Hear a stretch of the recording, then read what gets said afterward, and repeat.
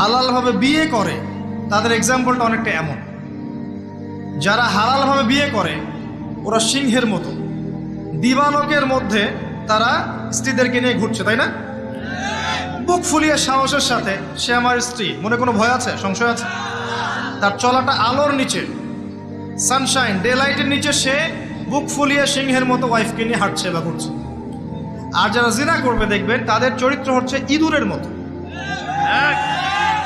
ইঁদুর দিনের বেলা, দিনের আলোর মধ্যে কিন্তু সে কাজ করতে পারে না, সে রাতের অন্ধকারে কাজ করে। কথা বুঝতে পারছেন? যখন আপনি এই যে অবৈধ সম্পর্কে থাকবেন, এটা ইঁদুরের স্বভাব। সিংহের স্বভাব নিয়ে নেন, হালালভাবে বিয়ে করে দিবালোকে স্পষ্টভাবে স্ত্রীকে নিয়ে ঘোরেন,